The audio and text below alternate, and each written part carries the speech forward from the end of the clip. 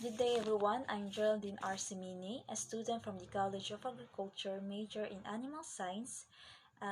For today's report, I will be going to discuss the first part of the Module 13, titled Emergence of Bangsamoro Successionism, and I hope it will provide you with valuable insights and understandings. So let's begin.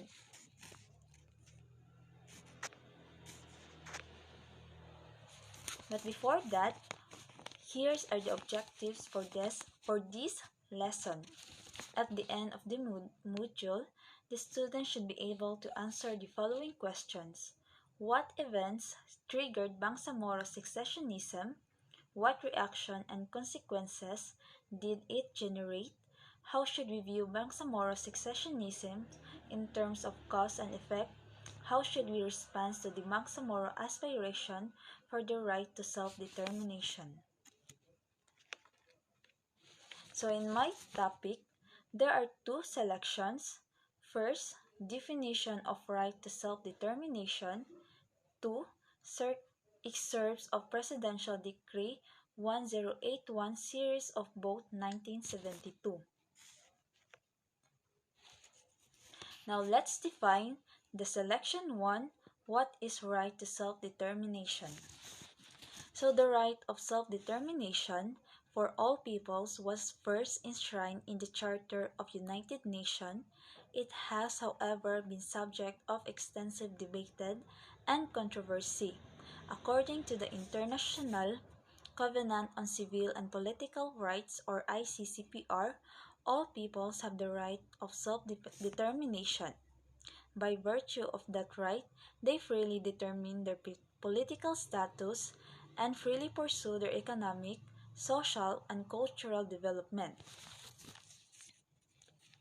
So according to the ICCPR, recognizes that all peoples have the right to self-determination, meaning they can freely determine their political status, pursue economic, social, and cultural development, and control their natural resources. The right to self-determination has its economic content, which gives the people the right to freely dispose of their natural wealth and resources without prejudice to any obligation arising out of international economic cooperation based upon the principle of mutual benefits and international law. Now, it means people can manage and use their natural resources as they choose, but must respect international agreements and cooperate fairly with other nations. The phrase all peoples instead of everyone attached to the right of self-determination indicates that the right to self-determination is a collective right that is only a people, not an individual, can exercise the right.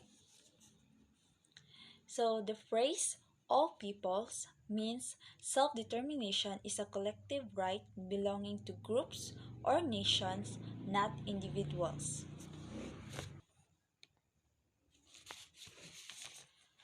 Initially conceived, the right to self-determination belonged to the population or people of a fixed territorial entity, specifically peoples oppressed by colonial power. The declaration of the granting of independence to colonial countries and peoples and the jurisprudence of the International Court of Justice emphasize the connection between the right to self-determination and the peoples of colonized territories. In this context, the right to self-determination is externally exercised by successions from a colonial power to form a new state. The right of colonial peoples to external self-determination is well established in international law.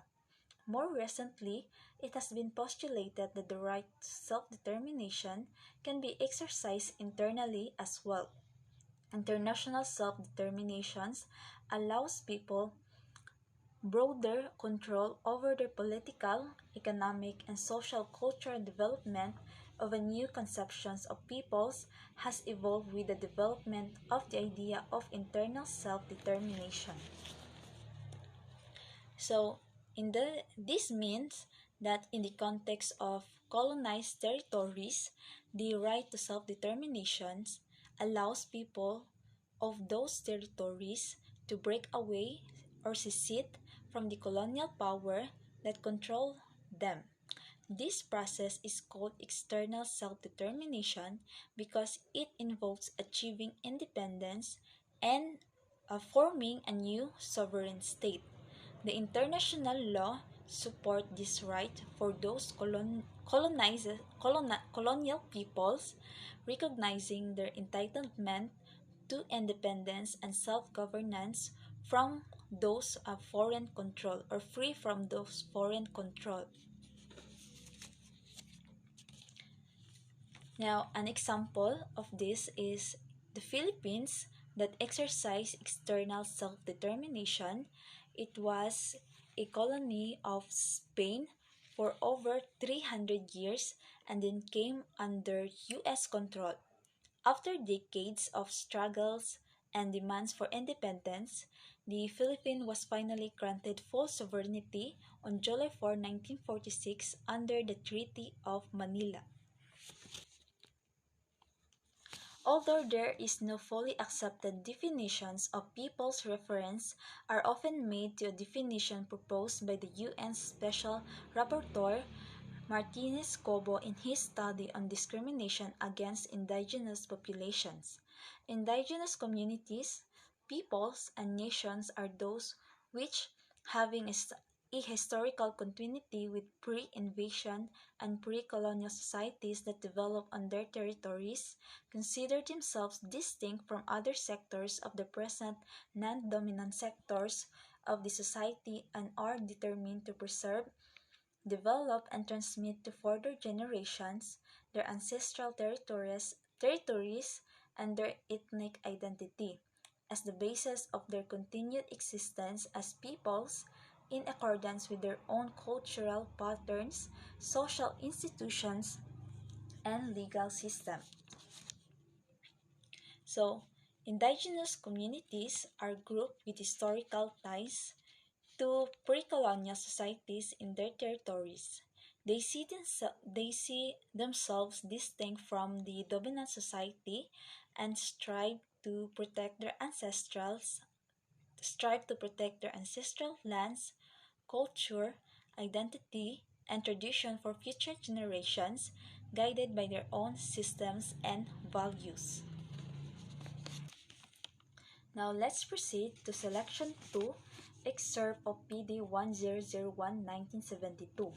There is also the equally serious disorder in Mindanao and Sulu resulting from the unsettled conflict between certain elements of Christian and Muslim populations of Mindanao and Sulu, between the Christians Ilagas and the Muslim Barakudas, and between our government troops and certain lawless organizations such as the Mindanao Independence. So, this excerpt from Presidential Decree number 1001, 1972 highlights the social unrest in Mindanao and Sulu caused by conflicts between Christians and Muslim groups, specifically the Christians Ilagas and Muslim Barakudas, as well as clashes between government forces and lawless groups like the Mindanao Independence Movement. Whereas, because of the aforesaid disorder resulting from armed clashes, killings, massacres, arson, pillages, destructions of whole villages and towns, and the inevitable cessation of agricultural and industrial operations, all of which have been brought about by the violence inflicted by the Christians, the Muslims, the Ilagas, the Barakudas, and the Mindanao Independence Movement against each other and against our government troops, a great many parts of the islands of Mindanao and Sulu are virtually now in the state of actual war. Whereas the violent disorder in Mindanao and Sulu has to date resulted in the killing of over 1,000 civilians and about 2,000 armed Muslims and Christians, not to mention more than 500,000 of injured, displaced, and homeless persons, as well as the great number of casualties among our government troops and the the sections of the economy of Mindanao and Sulu. So, the excerpt describes the severe violence in Mindanao and Sulu, including armed clashes, killings, and destructions caused by Christians, Muslims, Ilagas, and Barracudas, and the Mindanao independence movement. This conflict had led to thousands of deaths, injuries, displaced people, and economic collapse in the region. Whereas in the case of invasion, insurrections, and rebellion or imminent danger thereof, I, as the President of the Philippines, have under the Constitution three courses of action open to me, namely, first, call out the armed forces to suppress the present lawless violence, suspend the privilege of the writ of habeas corpus to make the arrest and apprehensions of these lawless elements easier and more effective, and place the Philippines or any part thereof under martial law. So, in the statement outlined the Constitution's options available to the President of the Philippines during invasion, insurrections, rebellion, or imminent dangers. It has three courses that define that means first, deploy the armed forces to suppress violence; second, suspend the writ of habeas corpus to facilitate arrests; then last is to declare martial law in all part of the country. So this would be the end of my discussion for my part, and for the continuations of the topic about this module will be reported by my partner on her video report. And that will be all. Thank you for listening.